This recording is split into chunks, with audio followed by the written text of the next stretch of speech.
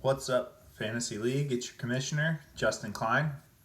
Going to start off this new series of videos, going week to week, and we'll do a little bit of recap, a little bit of the next week, kind of what's going on. Maybe have some celebrity guest pickers occasionally here and there. It's going to be a good time. So let's get to the action for last week, week 2. The outcomes of every game. You had First matchup was myself, Hard Knocks, versus Team Tomlinson. Tyreek Hill did crap the bed, so Chris blew me out by 20 points. He won that one. You had Mayfield of Dreams versus Julio, and that one was a little bit tighter of a race. Andrew, I think, scored the least amount of points in an actual win this week, which was pretty impressive. He would have lost to pretty much... I guess I would be the only person who lost that he technically would have lost to points wise, but he did. He won. He's 2-0, moving right along. Justin is kind of right there in the middle, tied at 1-1 record. There's a lot of people in that boat. There's a couple of us down at the bottom. Bottom feeders, as Dylan will call them. 0-2 record. Speaking of Dylan. He got absolutely waxed by Aaron, who, let's not forget, had a big name change this week. Going to be Scary Terry from now on. He's no longer keeping up with Kelsey. So I guess that receiver out of Washington is doing pretty well for him. I think he scored like 30-something points this week, or 27. It was a lot of points. Dylan got destroyed, and it was nice to see someone bring him back down to reality.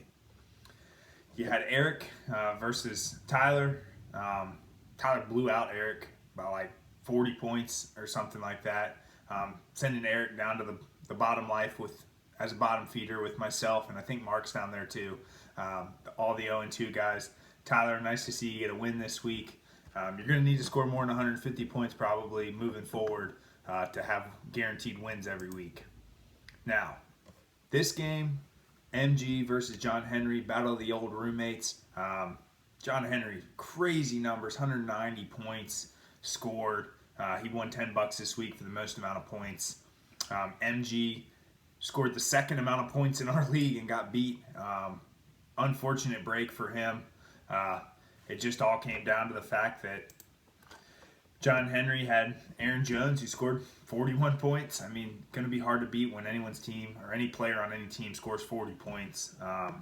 Just unbelievable. Unbelievable. That brings MG down to 0-2 and John Henry to 2-0. So, let's get to the standings in the league. Give me 1 second, get those pulled up here. It's going to be, let's see here. All right, in first place, you've got the first rule of Smock Club. In second place, you've got Julio with Andrew. Edging out Aaron by a half a point to secure the number 2 spot. Aaron Scary Terry at number 3.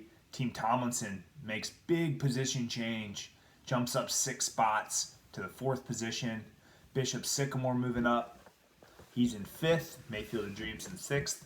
Dylan Darnold is in 7th, dropping 6 spots. He hasn't had a lot of points scored on his team, so that kind of puts him down at the bottom of the 1-1 records. Still, 7th place, 1 spot out of the playoffs. MG, myself, and Eric rounding out the top 10. We've got a lot of work to do down here at the bottom. Hopefully, knock off someone at the top wouldn't be bad. So, what we're going to do now, we're going to go into the matchups for week 3, and it's going to be exciting. This is going to be an exciting week. Starting off the week, you've got myself versus Andrew, 0-2 versus Andrew at 2-0. It's going to be interesting to see what happens. Again, projections mean absolutely nothing. If the previous weeks have shown me anything, I've been projected pretty much to score the most points at the start of every week, and then as soon as kickoff hits, my team craps the bed. But this week, it's going to be a huge matchup between the two of us. Our quarterbacks are pretty evenly matched. Our running backs are evenly matched. It's really going to come down to whose flex position is going to score the most points, I think. Between the two of us, I'm projected 150. Andrew's projected 140. It would be nice to get a win, especially against someone who's in second place. It would be just unbelievable to squeak a win out for myself this week. Now, the next game we're going to talk about here is going to be Dylan Darnold versus Team Tomlinson. This one is going to be close. Projections have it at Team Tomlinson is projected to score 144, and Dylan's projected to score 138, so a little bit closer of a matchup here. Dylan has the advantage, it appears, in the running back position. He's got McCaffrey, and on Thursday night, we're going to see what happens. It'll be interesting to see what's going to happen with Dylan's team and Chris's team. Chris coming off a big win last week against me.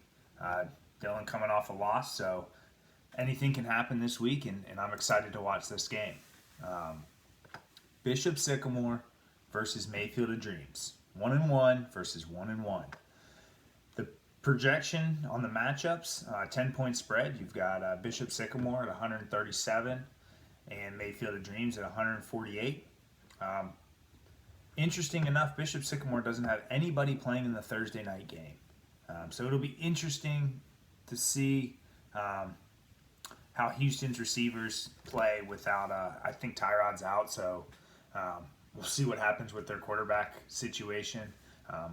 Pretty much I'm just hoping for a Panthers blowout and DJ Moore to score an insane amount of points.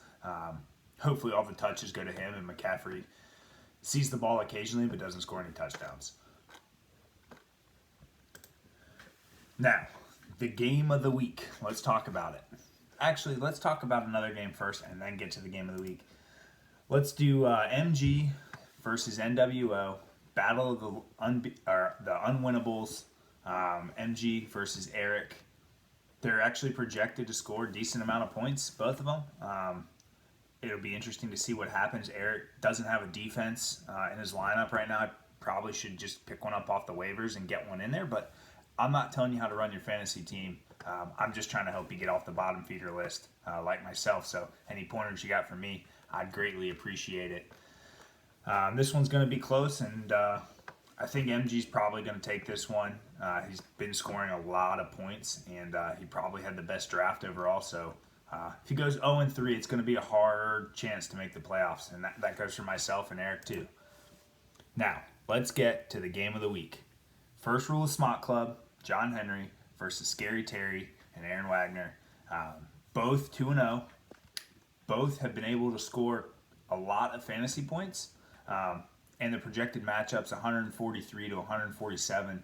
So it's going to be insanely close. Now, I'd like to see what Terry McLaurin can do this week against Buffalo, in Buffalo. If he puts up another 30 fantasy points, I don't think MG's even got a chance at beating him. But you just never know what's going to happen.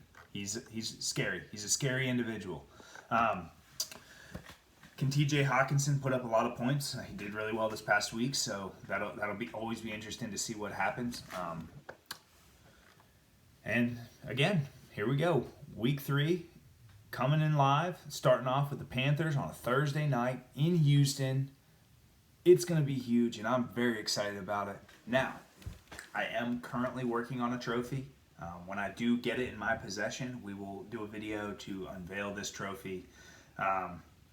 Dylan, maybe I'll put your name on there with like a piece of paper plaque, but really, this year is what matters. I think this group of 10, hopefully we'll all be able to keep it together. And play multiple years under this new umbrella and this new trophy, and who knows who's going to win this year? Is it going to be someone who's already 2-0, or is one of the mid-level guys going to come up and take the win, or is myself as a bottom feeder going to do what Dylan did last year and come back and win the whole thing? It's going to be interesting to see what happens, and I can't wait to find out.